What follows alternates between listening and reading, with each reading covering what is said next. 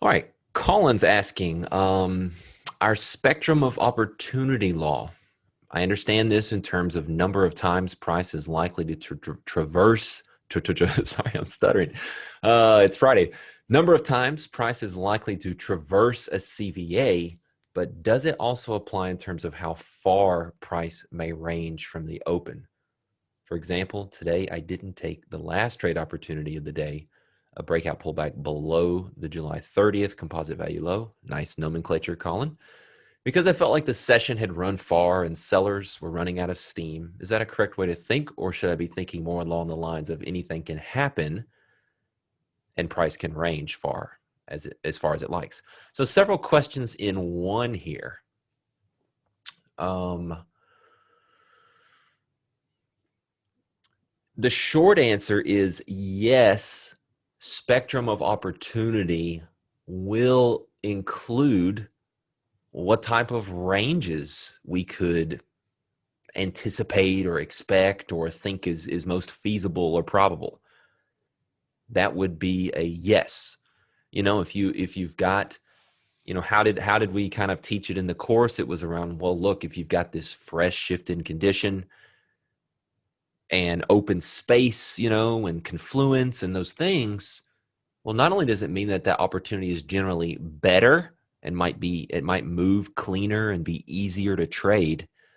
It typically means that there's more room for that market to run. Not always, but most of the time, I think that's true. And especially when you do get into situations where you break away from balance. Those are times where we certainly know we could run further than we have been within, balance and whatnot. Now, when it comes to late day opportunities, quite frankly, a lot of the trades that you and others were taking, today, I think they were good practice for y'all. I think it's all good stuff. Looking, okay, let's look at this, composite from July, and let's take every single trade every time we interact with it. And I'll just draw some stuff for you here real quick.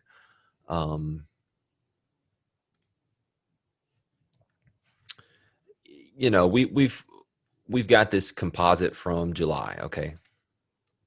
And then we've spent several months, okay? And then we come down and interact with it. And then not only did we do this and that was a trade, but then later on we did this and that was a trade, and then we did this, and then this was a trade, and then that fails and this was a trade. And I understand it's kind of difficult to explain, but today there's a whole lot more volatility than is normal. So you're seeing 10 opportunities when you would normally see one structural breakout pullback or return pullback. So understand that that's very, very different than is normal. Also understand that almost none of these opportunities are A plus, are they? Because of the recency. This is really, really old. And now I know you guys were doing great work in the room today. And that's the references and the trades you should be looking at based on our learning and what we're doing here. But we'll learn more things that will be a little more relevant. There's that Friday kicking in again. Relevant to current conditions, especially when you get this big lift in volatility that tends to do what? That tends to leave the more recent areas of structure. So you guys are a little handcuffed with what you can do and see right now from like an A+++ perspective, but you're doing great work. You're seeing the right things. So really wrapping up this question, during normal conditions, you definitely want to think along the lines of spectrum of opportunity and kind of be done for the day. When you reach a major destination and RVOL's not elevated and things aren't crazy and the VIX isn't spiking and that type of situation, just be done, because there's the reason why that law exists, the spectrum of opportunity law, is because I want you guys to walk away. I want you guys to not take 8 more trades thinking, Well, here's another little micro return pullback of the same area that we've crisscrossed 5 times today. Those aren't opportunities anymore. So I like you thinking, this is really kind of played out here. That's the reason for that law for the most part. What's difficult about today is context and the spiking of volatility. And today's the kind of day where you should keep trading. Yesterday was the kind of day where you should keep trading. You should be beat, tired, taking naps after the trading session because you've been so focused in trading during these conditions as a day trader, right? Good question. Tony, hey, a question regarding execution. At the moment, we're using turning points in Heikin Ashi. However, sometimes when a bar closes, the risk reward would have changed drastically. Would you say using order flow to support execution will solve this problem significantly? I don't think order flow is going to solve that problem, although it can help, right? We will get into looking at footprint charts and different things. And ultimately, as a more advanced trader, you will maybe at times, maybe all the time, maybe never move away from trading Heikin Ashi turning points. Trust me, guys, they're great. I'm a freaking decade plus veteran pro trader here, and I'm telling you, they're great. There's nothing magic about them or anything.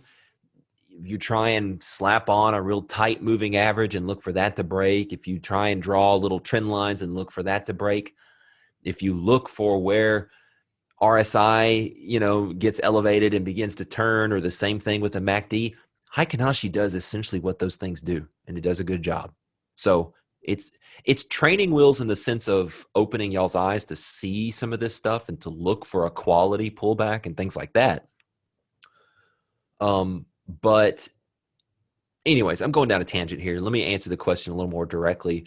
Order flow will help in a small extent, but in general, when we start to see enough of a price momentum shift as we get more advanced, and hopefully order flow supports that, we're going to pull the trigger before it gets too far away from us. Or there are times where you're stalking a short entry and it just does this, and you just, you miss it. All of a sudden the risk reward is too far, and you need to maybe either wait for a second chance entry if you get it, or it just goes and you don't get it. That's always going to be a component of trading for most any methodologies. Good question, though.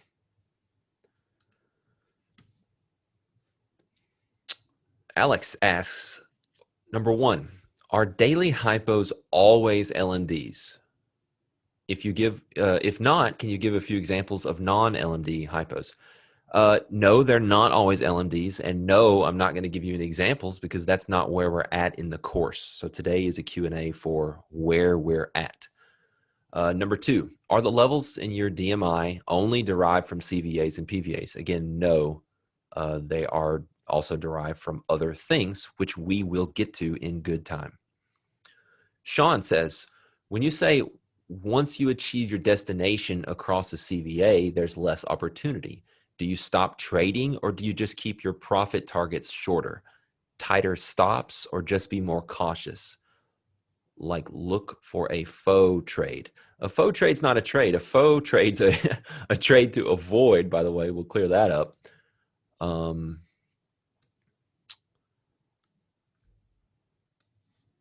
So let's talk about it. It's gonna be complex to answer this. I could answer it from a simple point of view, which is where we're kind of understanding at the moment, and I will start by doing that, but then I'm going to let you know kind of where we'll go in the future with that. So, if we take this return pullback short and ultimately it reaches the destination, I think right now that's a place to get out of the trade.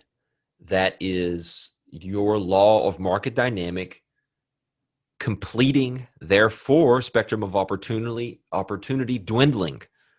So the trade's done, get out, take your profits. As we get more advanced, as we add more complexities to our read on narrative, we may have other things on our radar that say we could go even further. And at this point, right here, you're going to have a choice. You're always going to have the choice of, you know what? We reached the edge of that balance area. And depending on the priority of the CVA, right? Is it recent? Does it have decent duration? What do we think about that relative to some of the other narrative stuff, that Alex was asking about that we're going to get to in the future? It might all be that you take the exit. And then if there's more on the table, if there's more downside from other references and other analysis, you can always exit here. And if you do break, hopefully you get this and you just get back in. Is there a risk of getting out and then it just going to zero on you? Yes. But I'm kind of getting tired of answering that, quite frankly. And it's no offense to you guys. It's just I've been answering that question for so many years now. Trade management will never, ever, ever, no matter how much you learn about NADRO, no matter how much gets revealed to you about speaking the language of the markets, sometimes you're going to get out, it's going to keep going. Sometimes you're going to not get out and it's going to turn around and stop you out. There is no such thing as perfection when it comes to trade management, but we will use best practices and we will try to do what we feel is best given the situation and the overall context. And we're going to get more complex with that as we go.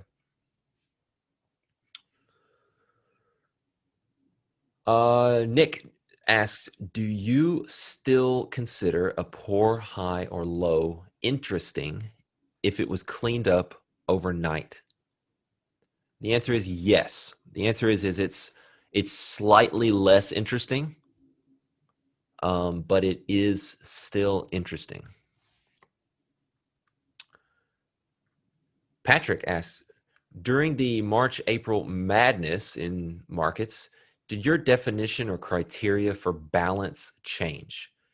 Trend days almost every day. How did you handle the lack of reference points from CVAs in a normal market? I'd love to see your charts for that period. I found myself straining to create CVAs.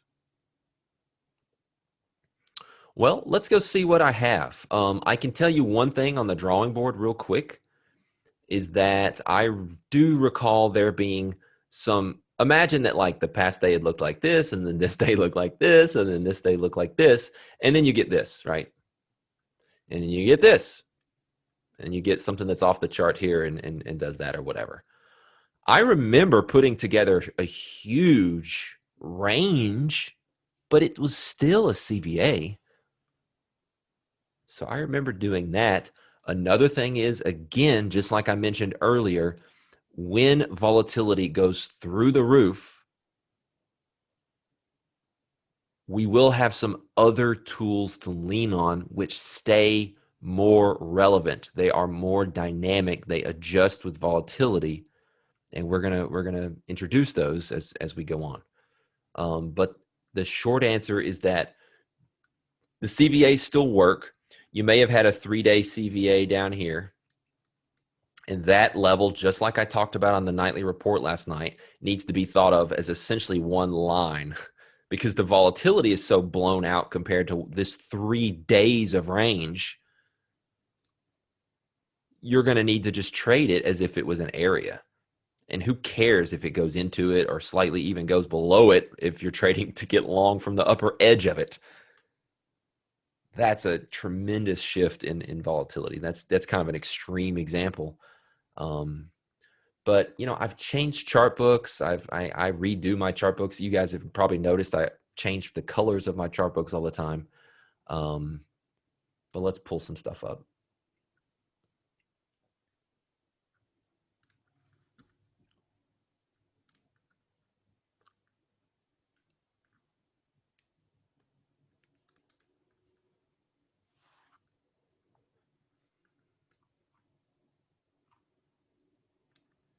So here we're looking at crude oil. Let's go back, see what we got.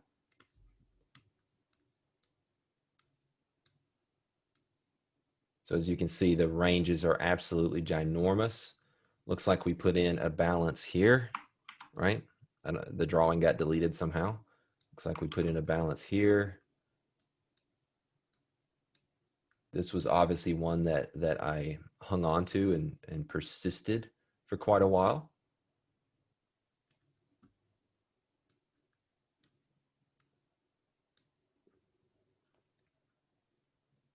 This looks like a couple day balance here. So, you know, while, as you can see, I'm just going to, oh yeah, we went even down here.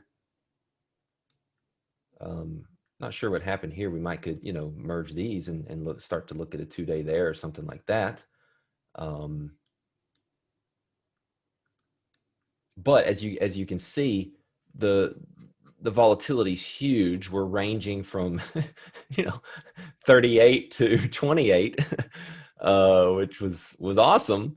But you're right, there wasn't a whole lot of balance, but there was a few spots. This would be another area here where maybe there's a 3-day little balance, maybe a 2-day. I'd have to go in and double check it, but there was balance from time to time, and we'll use them where we can.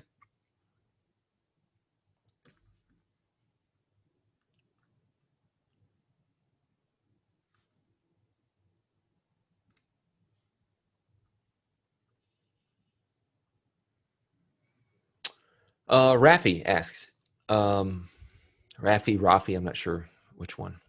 You can let me know a pronunciation spelling in the chat if you want. We have a guy named, so it is Rafi, yeah. So, okay, cool. If we open inside a CVA, then later accept into a CVA above this one, are we imbalanced up or rotational? That's a great question. I really like that. The answer is we're imbalanced up. The current condition, as kind of what you're asking, what's the current condition? Is it imbalanced or rotational? And that's always a multifaceted thing. We can have different current conditions on different time frames. Right now, we essentially have one time frame. As we get more complex, we're going to have more than one time frame, so get ready for that. But right now, we have one, so it's pretty simple, and you want to lean on the most recent. So let's say that, you know, this balance was here, right? And well, as it would have been, and this day leaves, right, as it did, and breaks from here, and maybe we got a breakout pullback or something, and then we went down. And let's pretend, actually, let's kind of redo it. Let's pretend that this balance was, you know, higher, and we actually did go inside this area. The answer is we're still imbalanced down because today is a day one break from the most recent CVA. So that's how you want to think of that. From there, I'll go ahead and tell you, it gets grayer and grayer and grayer. But you do want to kind of consider the most recent key shift in condition and kind of hang on to that as the current condition until proven otherwise, right? You might start to see multiple days of balance coming in, right? So now you have a fresh 2-day balance, which we know is balancing within this older balance. And you could say the current condition is pretty balanced. But at the same time, let's think about it. We have recently broken down from a 3-day balance, and now we're just balancing 2 days. So in a sense, the value migration of composite value is still lower. So in a sense, we're still in balance down. But so I'm sorry to muddy the waters there. I'm sorry to give you a almost confusing answer. But the thing you want to focus on right now is that simple first answer that I gave you. But as we'll begin to learn more and more about these things, there's a lot of different ways to view it. Ultimately, the answer to great trading is not going to come down to you every single day saying current market condition is balanced. Therefore, this is what I'm absolutely going to do. As I mentioned, if we had the day one break from this balance area, and then we put in a 2-day CVA here, and we're opening in here, sure, I'm going to be to also agree with you, and we'll say the current condition is balanced. But now answer me this in the chat, Rafi. Do you prefer from this point forward, which trade are you more interested in? Trade 1 or trade 2?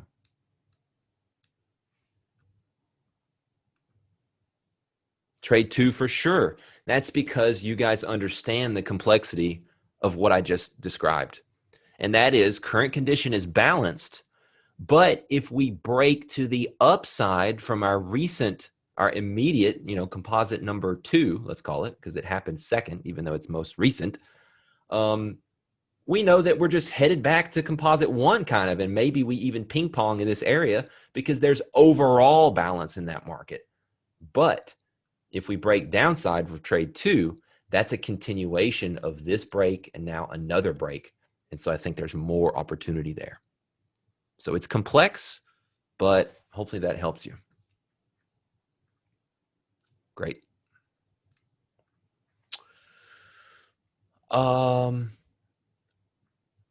Patrick, that's a confusing question. Condition shifts, what are they? You should know that. Not to be a jerk, but if you're asking that question, I would definitely go back and watch the video of that teaching session a few more times. So a condition shift is where we go from one condition to the other. That's either from balance to imbalance or from imbalance back to balance. Your second question, how many are there? Well, I guess there's 2 then. I at first I didn't even understand that question, but yeah, there's only one definition. There's only one thing that's a condition shift, but it can happen in essentially 2 different ways. Is this statement true? Quote, every A+ trade is preceded with a condition shift. End quote. And what is the trigger criteria for a condition shift confirmation? I like where you're headed with this, and that's where we're headed with this next week, actually. You're starting to say, I get it theoretically, but let's get really specific here, and let's talk about at what point, really the way to ask it is, at what point does the condition shift, right? And that's something we're going to get to next week, and well, in fact, in 3 days, right? After the weekend, we're gonna talk about that, and we're gonna use intraday charts. We're gonna look at how far we move away from the point of shift. We're gonna look at how much time we spend beyond the point of shift. We're gonna combine a lot of things to look at what I define as the term acceptance. And so we're going to get there. And I like that you're one step ahead of me here. Cool. When setting up TPOs for currencies, is it best to use pit session times or a 24-hour TPO? Yeah, Justin, that's a tricky one. In general, 24-hour is probably best. One thing you may consider doing with something like gold, something like the euro or the yen, you might even consider, dare I say, using volume profile instead of market profile. You guys know, I mean, all we've talked about this week is market profile. I'm a huge market profile fan. It works amazingly. It does things for me and for us that volume profile doesn't do. Volume profile is not going to show us a nice 3 wide pour high, right? Because we don't have a concept of time. Why do I suggest that? is because the one downside of market profile, and the reason why I use pit sessions wherever appropriate, and by appropriate, I mean that it fits the pattern of increased volume for a period of time, and then the volume dries up under normal circumstances. So if this is our 24-hour period, and this is 9 a.m. to 2:30 p.m. in crude oil, well, you know, the volume does this, right? And then it's you know, it's a lot lower. You know, maybe it ramps up a little bit coming into the open, and it's pretty dead, you know, through here.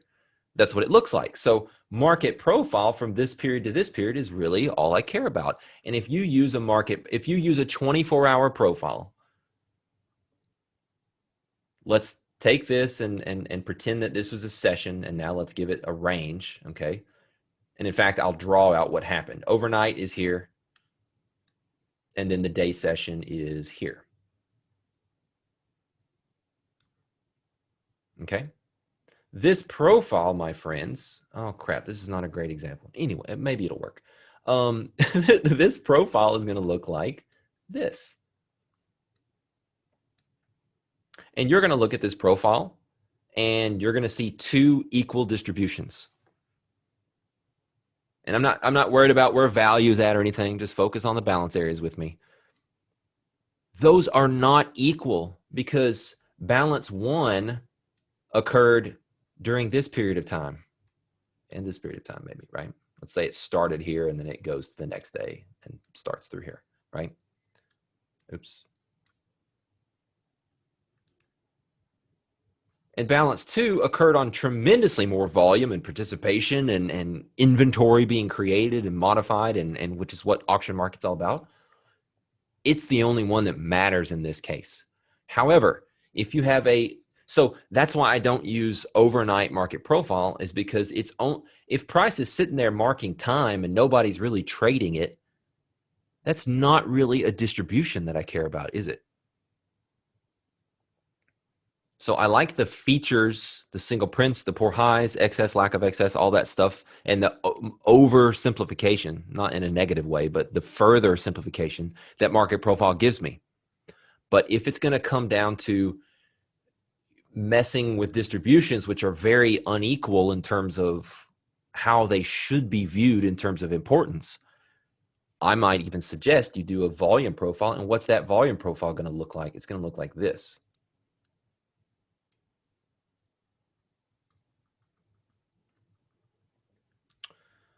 You can't have a daily volume profile chart and just merge them like one at a time, like or whatnot. You could add volume profile to a market profile chart and merge it and only use the volume profile, or you could do custom drawn volume profiles within Sierra on a price action chart to come up with where you're defining the balance. But it's kind of chicken or the egg there, because how are you defining that without really seeing the value and where it is if you're just looking at a price chart? So it could be tough, but price with daily profiles, daily volume profiles on it, plus custom composites is probably the way to go there.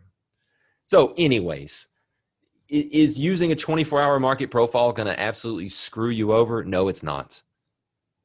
It's probably viable. Another thing you can do is, you know, maybe some type of hybrid session. Look for the euro. What does the volume typically look like under a lot of days and like normal conditions?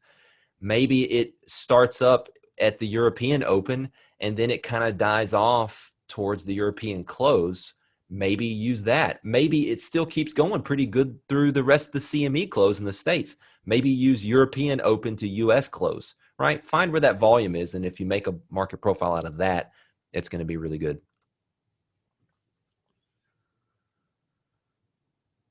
But I almost want to apologize for being so complex there. Try out 24-hour profiles. That, you know, it's not going to kill you. Anonymous attendee asking about long-term VWAPs. I'm probably not going to answer that. Do you give any weight to TPO value area? I don't use any TPO value areas on longer term charts. So guys, yeah, we use long-term VWAPs. We're going to get to that. We're not there yet. I'm not going to answer it. S&P Composite, Rosie, S&P Composite, August 10th through the 21st-ish. Is that a good composite? Or did I include a couple days that were migrating higher and shouldn't have?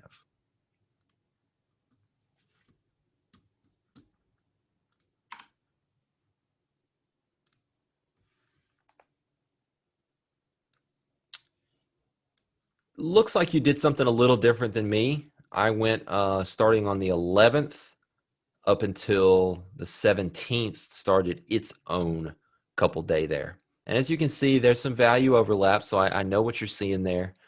And let's go to an individual and just take a look at it. So the 11th, and I've got my TPO size really adjusted here. Why is that, right? Take a look. I usually use 3 ticks, and I've got it a little scrunched up. And I've got this where I can see a full day's range at least set to 8 ticks. Let's just set it back to 3 real quick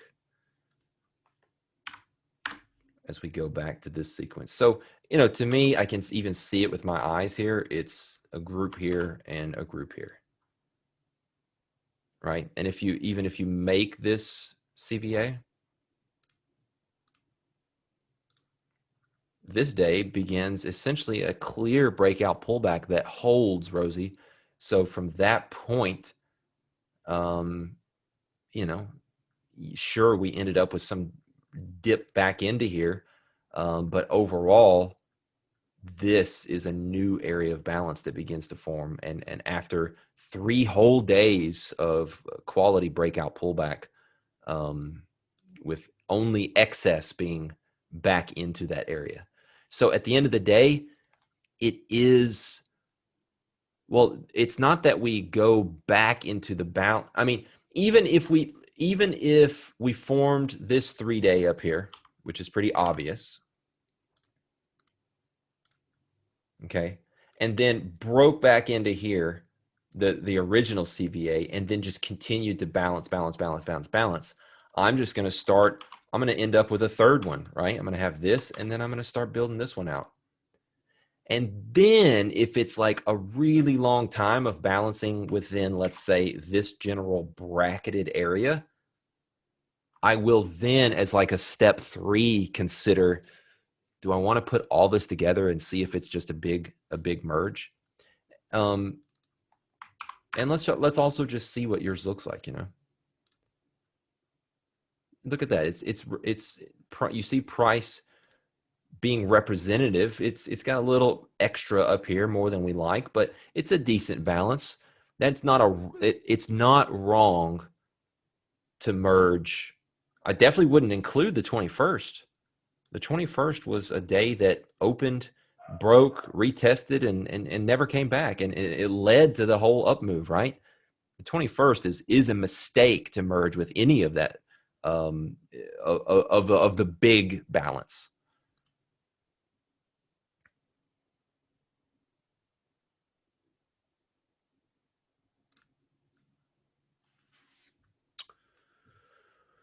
All right. Scenario. We're in balance. We're rotational inside balance. Price often traverses only 2/3 of the way across the value area. Not sure I agree with that. If trading one lot, is it better to set the target at the point of control? No. You know, you may understand this stuff better than I do, right? You may have this, you know, understanding that we only go 2/3 of the way across. It sounds like you should set your target at 2/3 of the way across. But for me and what I teach, we have a law of market dynamic that says the market tends to attempt to traverse and test the far opposite edge. So for me, no, I don't, you know, set targets to just come out at the point of control.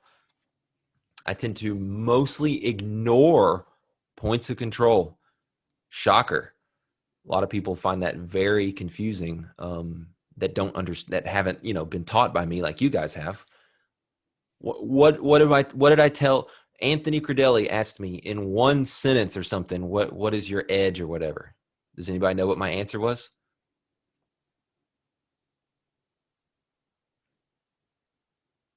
Exactly. You guys listen to it. My edge comes from the edges, So and look, Colin, I'm scaling out, man.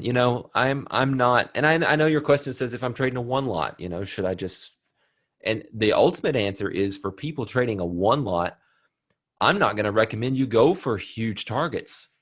I'm going to recommend you go for smaller targets, which are not even going to be based on the full narrative destination. It's purely going to be based on our shorter term charts. But your bias and the trades you're even looking to get into on that short term chart are going to be based on the narrative, right? So someone who's just trading one lot, I'm going to have you coming out probably before the point of control and just building up some profits. And let's get you to the point where you can trade two. And then let's continue taking that scale out. And then we can let the second one as a runner, right, go for that destination.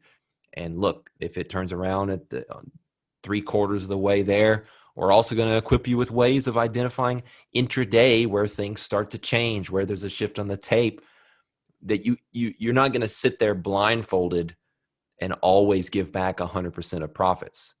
Now, let me also be really clear that I think there are times and situations that call for you to be willing and ready and more than happy to give back a lot of open P&L if it turns around and if it comes and gets you. You're never going to catch big moves if you're not willing to do that. If you're always managing a trade that begins to pull back against you and the order flow doesn't look perfect or whatever it is, you're always going to overmanage trades. You're always going to come out of stuff early, and you're never going to catch those big R multiples. You can't have your cake and eat it too in that regard. We can, in a sense, and that's breaking up into multiple positions with different job descriptions. We have a short-term system we're going to use, take quicker profits, and then we're going to have a longer-term system, which is more narrative completion based. And by the way, if you're doing something like trading one ES contract, do yourself a favor and trade multiple micros.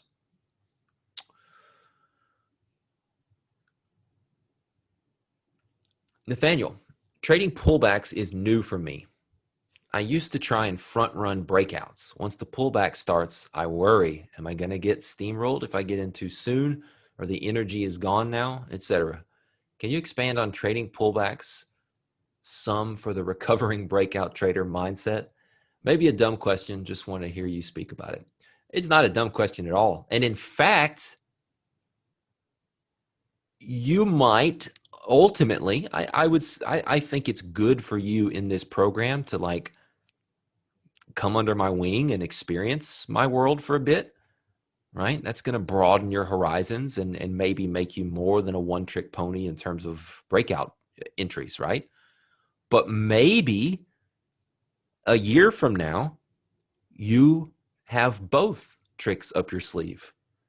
Maybe you develop a playbook that allows you to, under certain situations, narrative, volatility conditions, whatever it might be, you take breakouts and they work. And you've studied that. And during other conditions, you only take pullbacks. During certain, playbook ABC trade versus playbook DEF trade, right? So, you're being a student, you're being a good student right now, and I think have a larger perspective around where it is you may ultimately end up, and that's important to keep in mind. But you're right. If you're going to wait for a pullback and you would have already been in and experiencing some of this beautiful momentum from a breakout entry, let's for those of you less advanced, let's draw it out. So he's saying, I'm short right here. And you're telling me, don't get short yet. Don't capture any of those profits. And in fact, wait and hope that it just doesn't do this. And it's got to come back. And there we find our trade. And hopefully that one is the one that goes too, right? And the unavoidable truth is, if you're going to be a pullback trader like me, situation A here is going to happen sometimes, and you don't get a trade.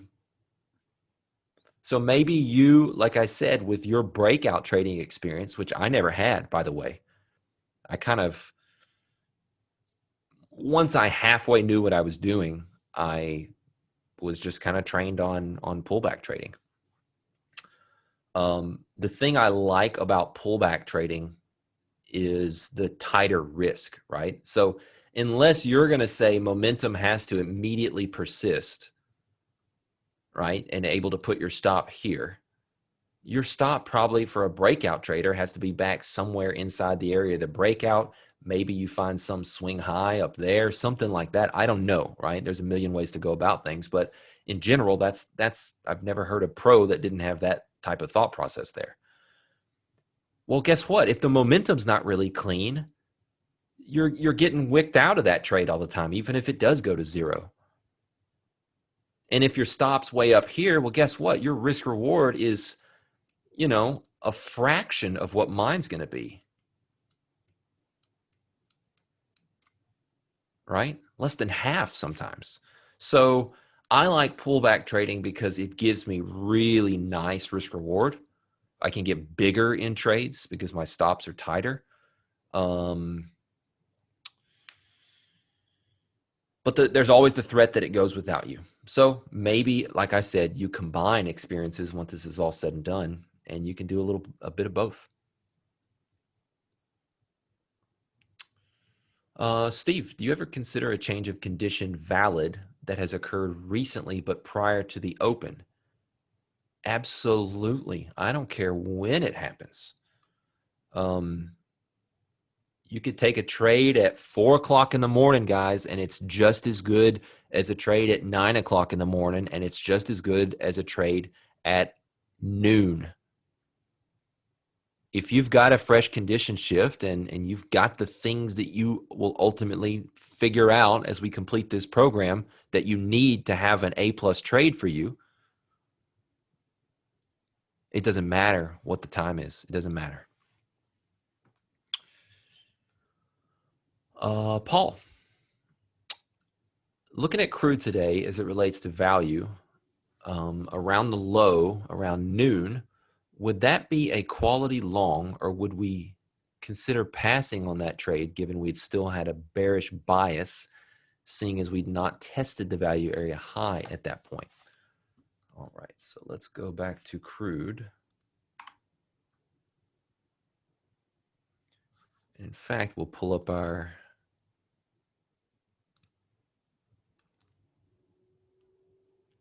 Live Nadro chart book, because I'm only going to answer anything in regard to what we're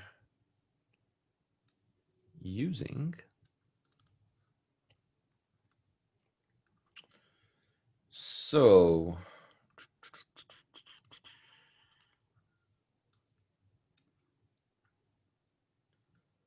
crude around 11:30, I think is what he said,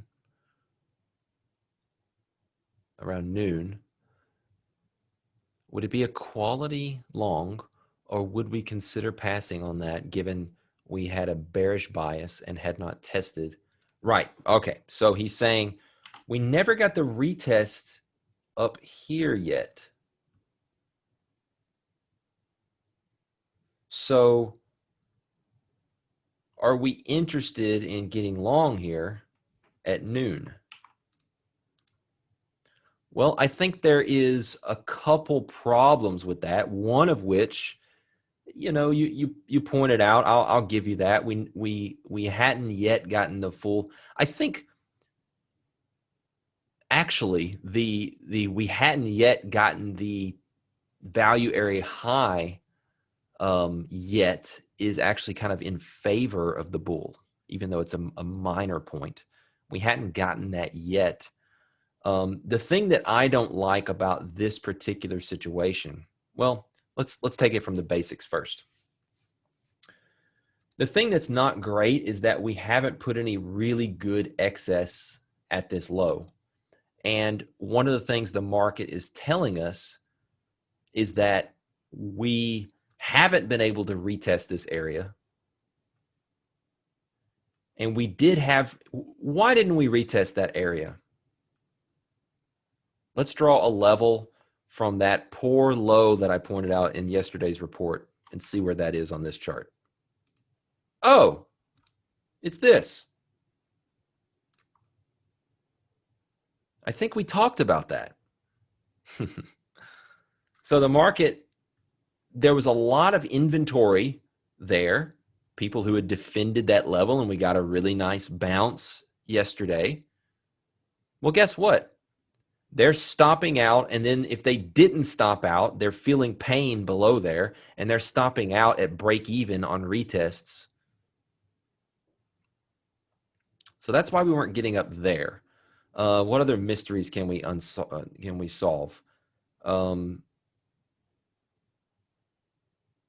know it looks like E period gave some excess, but honestly, it's not great. Anyways, it's the third time back down into the same prior composite value area low.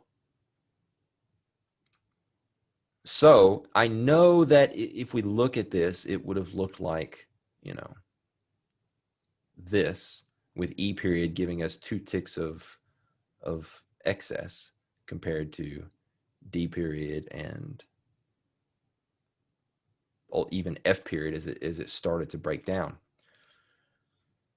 But when you just keep knocking on the door, eventually you're going to get let in. I mean, that's really how I see this. Not to mention what's not happening, the real kind, right? We can't accept back into yesterday's range.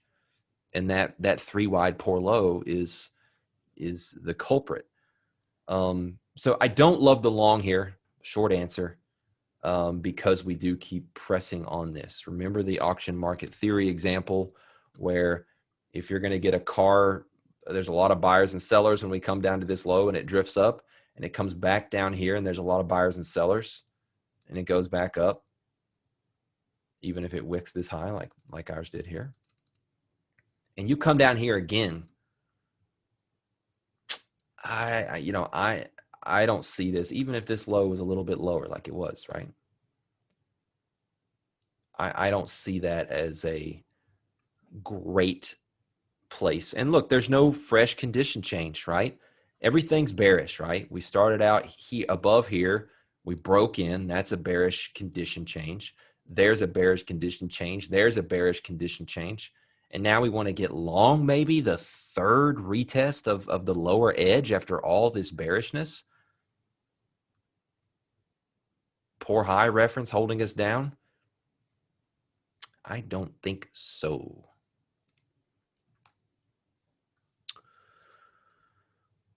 David, Merritt, I was prepping for crude and noticed that my hypos for the day was coming from 2 older CVAs. I know the hypos for these CVAs are not considered A+ because they're not the most recent. Do you make any adjustments as far as laws of market dynamics expectations are concerned? Also, what if the older balance was a 10-day balance? Great question, DP.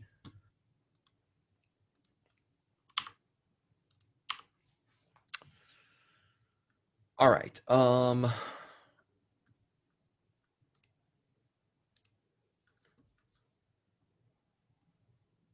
The first answer is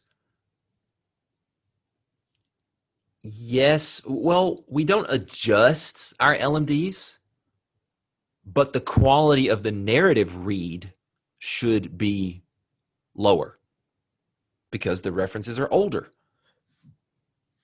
A lot of times, like what we saw in crude or like what we've seen in the S&P recently, what I'm doing, and this isn't necessarily more advanced than you guys. You could still do this too, although I liked the way most of you approached it by looking for more opportunities and getting reps in. If we've got a big break and then we've got however many other CVA levels or whatever down here, I almost see it like I just drew it. A breakdown, which is bearish, right? And then some other inflections to look at. And I'm probably not going to buy a first test of any of them. What I'll probably need to see to get long at all is for us to fully attempt to break one down and then really show me that that just failed. And then if I get a really weak retest into that area, I might look for that trade. But in general, what am I looking for? We're bearish contextually. I'm looking for a hold underneath that to short, a hold underneath that to short, a hold underneath that to short. That's really what I'm looking for. So I'm using for my narrative and my main bias. Remember how one of those first questions, we could say that we are rotational in a fresh 2-day balance, but that was after we'd broken down from, let's say, a 2 or 3 day balance. So we're like rotational / more bearish. So if I did take one of these longs like I drew here, I'm looking for nothing more than a scalp, unless just something crazy happens and it surprises me and I get lucky. I'm really looking for places to get bearish because the most recent shift in condition that really matters, it has me bearish. Now, that doesn't mean I'm not going to use intraday tools and order flow and whatnot, and I might get long 20 times that day. But in the back of my mind, I'm still going to know that I'm overall bearish. But that doesn't prevent me from getting long sometimes as a more advanced trader. So if you guys wanted to, if our goal this week would have been to like really get A+, I wouldn't have wanted to see any of those return pullbacks long in some of the markets that we saw. You really want to hit the shorts based on the value migration lower and the break from recent balance and all that kind of stuff. Let's see. Was there another part of the question? So it doesn't affect our LMDs, but it does affect the strength of the narrative and what we see as a good trade versus maybe what I call a little scalp play or something. And then the second part of your question I really love. What if the older day balance was a 10-day balance? That's a really great question. 2-day balance following a 10-day balance. In this case, I'm gonna give a lot more weight to this big juggernaut here if we do break down and if I do get this opportunity. Because in this case, and here's a great question for today and whatnot. Merritt, how do you handle when recency is conflicting duration? Because that's essentially what we have here. The most, composite A is recent, but composite B has more duration. And furthermore, if you want to get really tricky, let's do another scenario. I'm just going to draw over this stuff. Don't worry about it. Let's pretend that it's more like this. A is a 2-day balance and B is a 3-day balance. Now what are we going to do? Which is more important, the recent 2-day balance or the more duration but older 3-day balance? In that case, yeah, I mean, like, I don't have answers to all this stuff, guys. I just don't. Off the top of my head here, I'm probably going to go with the more recent 2-day break over here. And for sure over here, I'm going to go with the duration. But I just wanted to give you a tough example of there's going to be times where recency and duration, it's like, oof, kind of a toss-up between balancing the importance of those that disagree with each other.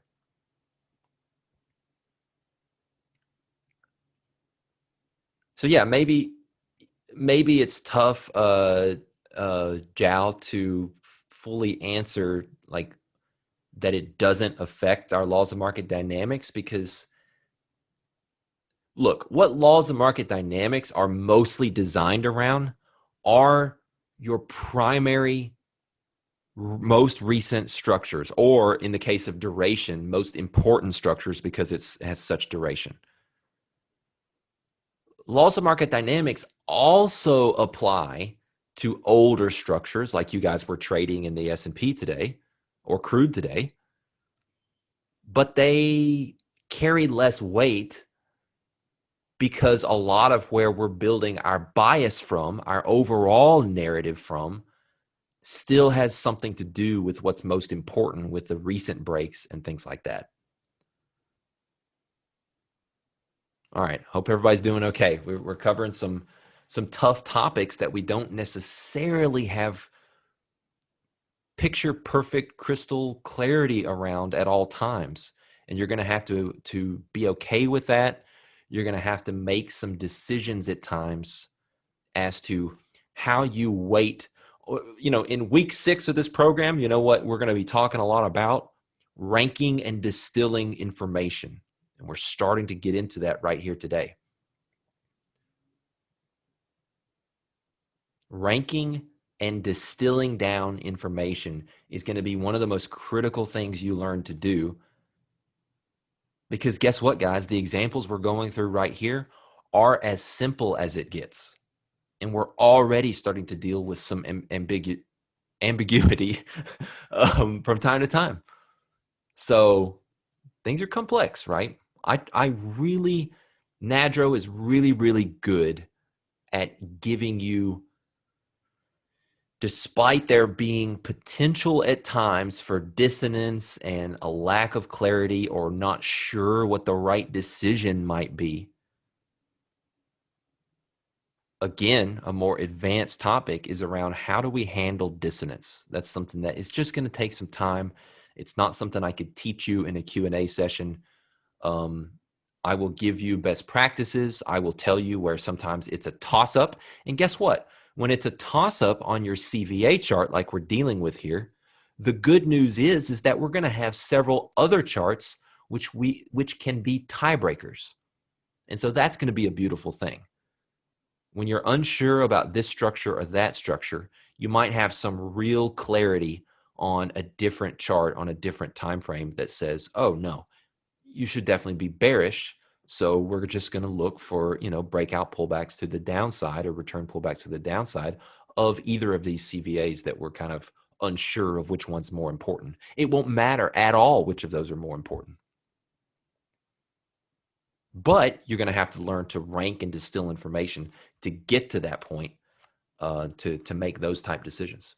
But it will clear up some uncertainty on a single time frame you might deal with.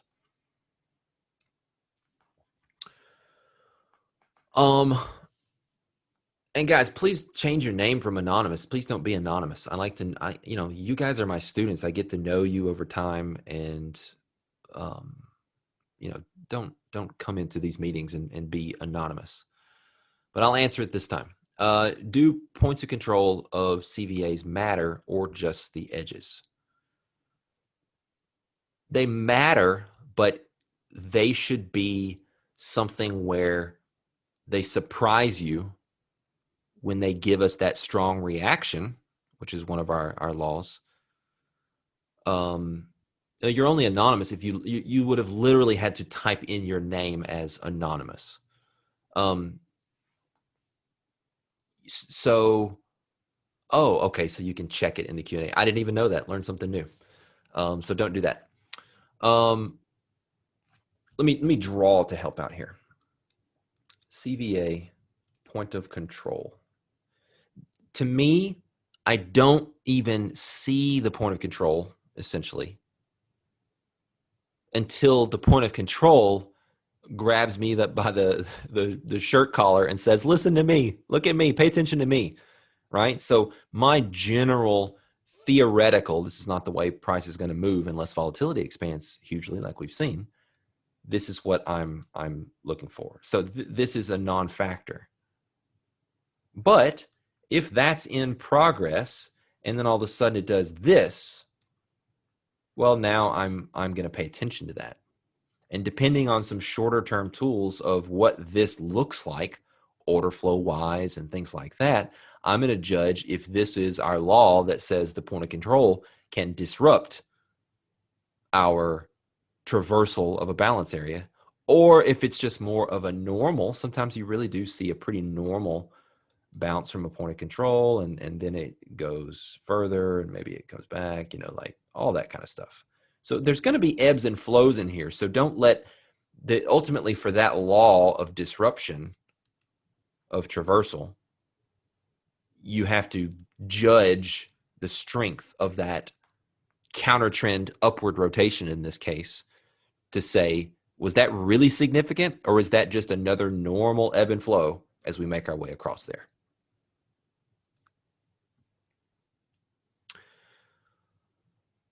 Rafi, in terms of Law 10 compression, is that specific wedging shape an absolute requirement for it to be valid, or can we be slightly looser with the way price action is moving into the level? For Law 10 compression, I'm pretty specific. As I was giving Rosie a hard time in the chat earlier today, I'm pretty picky about my Law 10s. I think it needs to have components of, number one, being compressing into not just anywhere in open space, and not just over the past 6 minutes on like a tiny time frame, right? Imagine this is like our intraday chart, and all of a sudden you see like this. Don't at me and say, Merritt, there's compression in this market, right? Like, no. That's not significant even in terms of intraday price action. What I'm going to need to see is significant intraday price action. That's number one, into the edge. It could be from inside, it can be from outside, it doesn't matter. I could draw it either way, but significant intraday price action that gets to an area, can't reach low, I should have made that 1 because I'm going to say 1. Low 2 can't reach, and it's a very nice looking, at least 3 type swings, essentially 3 counter rotations, right? The first one didn't have to touch up here yet, but from the point of the first low, it has to touch up here. From the point of the second low, which has to be higher, it has to touch up here. And the third one also has to be higher. By the time we're getting the third one, you're thinking about an actual only time that I ever do it, a breakout style entry. Maybe Nathaniel can give us all some lessons on breakout trading. So yeah, I'm looking for something pretty specific, but recall the example earlier around this type of movement into a low. This is similar to compression, but it's not compression. It's just multiple attempts signaling a general lack of excess into an area. So there's kind of that it's probably going to crack feel to it, or probabilities beginning to be skewed, similar to what a compression gives us. Really, a compression is just a very specific price action pattern around a lack of excess into a specific edge of a balance area.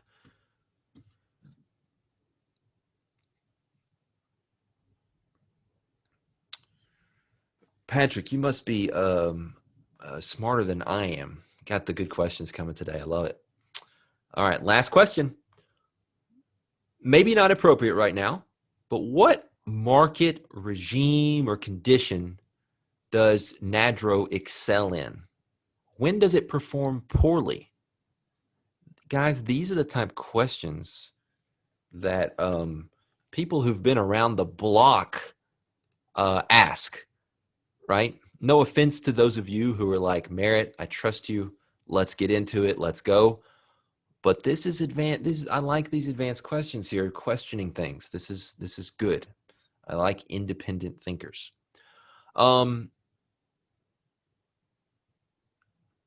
It's tough for any trader to profit when markets get so low volatility that the even the intraday rotations, if you will, even if we go nowhere on the day and this whole range is 10 points, right? Today in the S&P, like one rotation is like 10 points, right? It's doing like that. So even if the whole day is 10 points of range, we could still have good conditions for trading NADRO. The question comes down to the shorter term. If there's too much bar-to-bar overlap, I find it tremendously difficult to profit, right? So if we were to draw this instead of a line chart, we start drawing it as a bar chart. So this first up rotation and down rotation, if it looks like this, you know, on whatever time frame we look at it at, I can crush that. I can absolutely crush that if it's a trade, if context gives us the, you know, whatever, right? But if we have a day that's a 10-point range and that rotation looks more like this, you know, like I'm going to have a lot of stop outs and I'm going to re-enter and I'm going to get stopped out again and it's going to be tough. So bar to bar overlap, very like whippy, you know, not like sequential movement, no momentum to the shortest time frame. That personally gets me into trouble. I think most of my students. But in terms of even more, the past couple days, I think is where it really excels. I mean, what you're learning from me works during when the night Trump was getting elected. Well, absolutely, Sid. Sid just said, then we just switch markets. You're absolutely right. The older I get, the more I learn how valuable that is. I used to just be like, yep, I'm a crude oil guy. That's all I do. So yeah. But now back to my thing here, Patrick. NADRO and what you're going to learn intraday and all this stuff. And I remember watching, I was trading from my bed at home in New York City the night Trump was, you know, like getting elected. You know, we hadn't gone limit down yet, but we start to go down and it is fast and furious. It make, you know, way more than today was. The CVAs were respected. The intraday tools were providing great trade locations. It just worked and it worked really well. And yesterday and today, I mean, and you know, April for me was a big month. It works really. I think that's where it excels actually, is when things pick up. It works really good during normal, let's call them, conditions. And it will work during like I said, more dull conditions, as long as you're getting some decent rotations intraday. Once the rotations turn to crap, it's just kind of hard to trade in general. I'm not the kind of trader that's just like putting limit orders at extremes and taking advantage of that type stuff. That's not really something that I've ever been trained to do. So yeah, I think that was a great question, and that's a good one to end on. So I'm seeing a lot of good stuff in the room. I'm seeing people who are making a lot of sense out of CVAs, a lot of really good questions and helping each other figure out what was the right play on this date or that date. Remember, like we said, include your X and Y axes, let people know what market it is. Be clear with our nomenclature around, if you know, a return pullback or a compression or whatever it may be, of July 14th composite value area high, right? 7/11 space, all caps, CVAH, CVAH, CVAL. Or if you just want to reference a CVA in a more general term, I bet you know the acronym for that. All right, guys, great questions. Get ready for some awesome stuff on Monday, and we'll keep rolling on. Cheers.